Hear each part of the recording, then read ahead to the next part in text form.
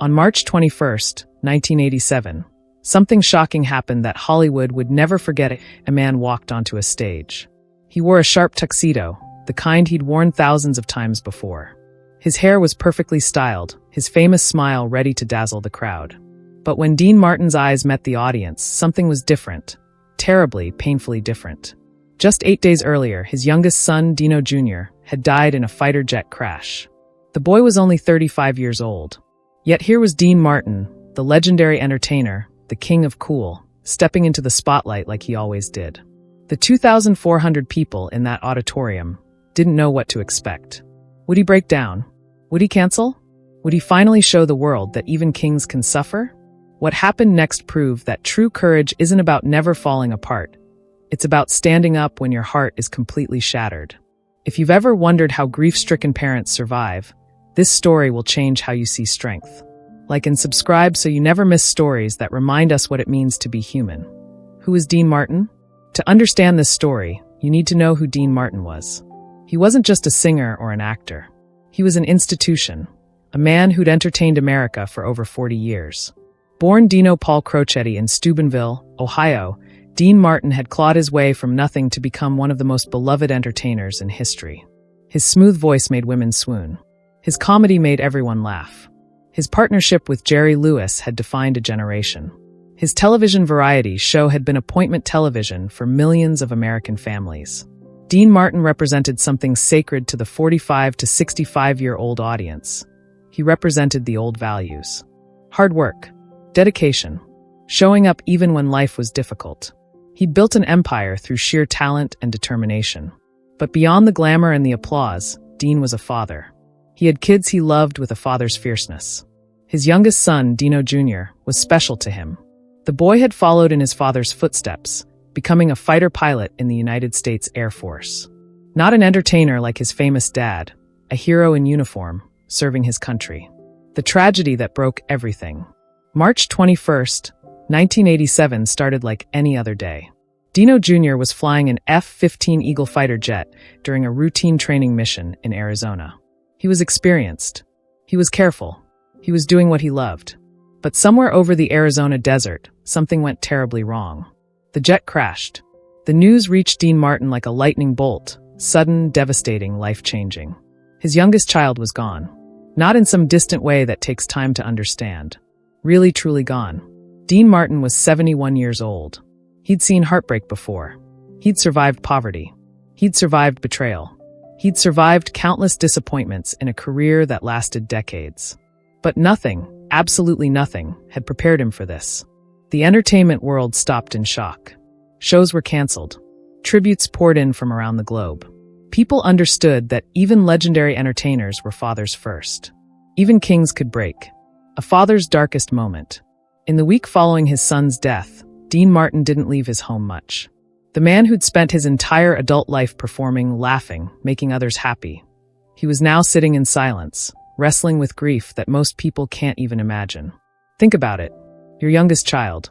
Someone you watched grow from a baby into a man. Someone who made you proud. Someone who had his whole life ahead of him. Gone. Just like that. Friends came by to pay respects. Studio executives called to reschedule projects. The television networks wanted to know about his upcoming performances. But Dean didn't think about any of that. He thought about all the moments he'd miss.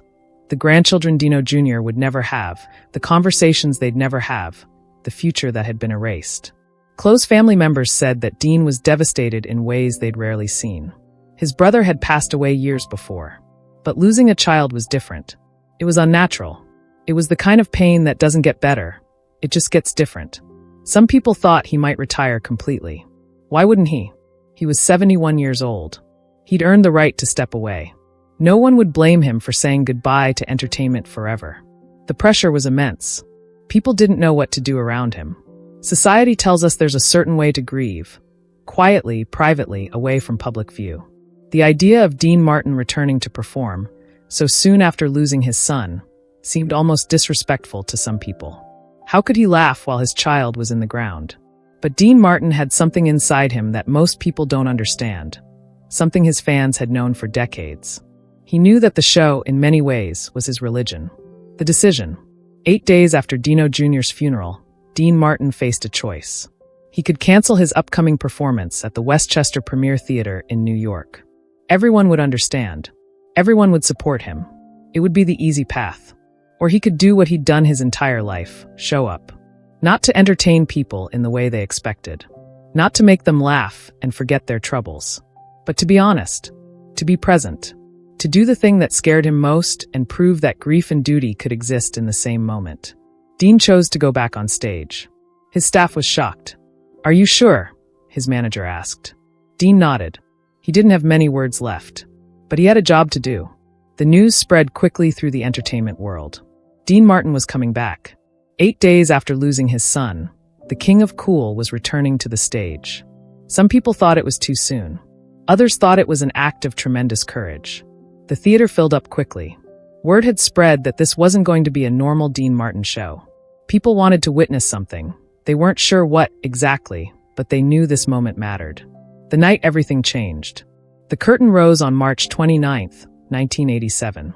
Dean Martin stood in the spotlight wearing his signature tuxedo. The orchestra was poised, ready to play. The audience of 2,400 people held their breath. No one had any idea what was about to happen. For just a moment, Dean stood there in silence. He didn't speak. He didn't sing. He didn't tell jokes. He just stood there while the weight of his loss hung in the air like a visible thing. Then he started to speak.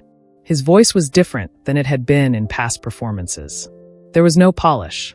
There was no smooth delivery designed to entertain. There was only a father, tired, broken, grieving, talking to 2,400 people who'd come hoping to forget their own troubles. "I haven't prepared any jokes," he said simply. "I don't think jokes would be appropriate." The audience didn't know how to react. This wasn't what they'd come for. But it was what they needed. Dean talked about his son. He talked about Dino Jr. becoming a pilot. He talked about his pride. He talked about the phone call that changed everything. His voice wavered. His eyes were moist. But he kept going. "A lot of people asked me if I should perform tonight," he continued. "They thought maybe I should wait. But I realized something. My son would want me to be here. Dino Jr. understood what I do. He understood that performers perform. That's who we are." The audience was completely silent. You could hear the theater breathing. "So I'm here tonight, not to make you forget your problems. Not to give you a show like I've given you 1,000 times before," Dean said. "I'm here because showing up is what we do when things get hard." Then he paused, and something remarkable happened. Dean Martin began to sing. Not with the smooth, effortless style they'd always known. This singing was raw. This singing was real. This singing came from a place so deep inside that most artists never touch it their entire lives. He sang "You and Me, We Want It All." A song about life, about loss, about the things we cherish that slip away. By the second verse, people in the audience were openly crying. Not delicate tears, real, gut-wrenching sobs that came from understanding something true about life. As he sang about wanting to hold time, wanting to stop death, wanting just one more moment with the person you love most, the audience understood. This wasn't entertainment. This was a man sharing his heart with strangers and asking them to understand that grief and love are the same thing. The silence that changed everything. When Dean Martin finished that song, he didn't transition into another performance. He didn't light the mood with a joke. He simply stood there, letting the emotion settle over everyone like snow. For what seemed like an eternity, but was probably only 30 seconds, there was complete silence in that theater. The 2,400 people didn't applaud. They didn't move. They were all experiencing the same thing. The overwhelming realization that we are all fragile, and that love is the only thing that truly matters. Then slowly the applause started. Not the usual theatrical applause designed to celebrate entertainment. This was different. This was respect. This was honor. This was 2,400 people acknowledging that they'd witnessed something sacred. Dean Martin had shown them something that society usually keeps hidden. He'd shown them that even the strongest people can break. Even celebrities can suffer. Even legends can be fathers, and fathers can lose children, and the world keeps turning even when that happens. "Thank you for being here," Dean said simply. "Thank you for understanding." And then he walked off the stage. The impact that rippled through America. What happened that night in New York became legendary. News outlets covered it. People talked about it for years. Other performers who heard about it began to understand something new. that sometimes the most powerful performances aren't about entertainment at all. They're about truth.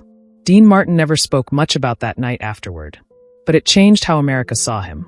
Yes, he was the king of cool. Yes, he was a legendary entertainer. But he was also a father who loved his son. And he was brave enough to let the world see him broken. After that night, Dean continued to perform. He went back to his comedy. He returned to his smooth singing style. But something had shifted inside him. He became more real with his audiences. He became less interested in perfect entertainment and more interested in authentic connection. The universal truth. What we learned from Dean Martin, that night is something that never gets old, no matter what era we live in. Real strength isn't about never falling apart. Real strength is about standing up when your world has completely shattered. Real strength is showing up even when you're broken. Real strength is sharing your pain with others and letting them know they're not alone in their suffering. Dean Martin could have hidden. He could have canceled. He could have waited 6 months or a year before returning to the stage. But he understood something that his generation knew well, that duty and love sometimes ask us to do the impossible. His son would never sing another song. He would never graduate to another rank. He would never get married or have children or celebrate a birthday again. But his father could sing one more song. His father could show up. His father could prove that even in the darkest moment, we can find the courage to keep going. And that's exactly what he did. The final word. Dean Martin passed away on Christmas Day in 1995, just 8 years after that unforgettable night. He was 78 years old. But what he showed us never dies. He showed us that there's a difference between being tough and being strong. He showed us that real men can cry. He showed us that a lifetime of success doesn't prepare you for the loss of a child, but it also doesn't excuse you from showing up when you're needed most. In a world that constantly asks us to put on masks and pretend everything is fine, Dean Martin walked on stage without a mask. He walked on stage as himself, a broken father who'd learned that the show must go on, not because the audience demanded it, but because continuing to live and love and show up is how we honor those we've lost. That's the real lesson. That's the real story. If this story moved you, if it reminded you why we need to cherish the people we love while they're still here, please like and subscribe. Share this story with someone you care about, because the world needs more reminders that strength comes in unexpected packages, and that showing up for each other is the greatest performance any of us can give.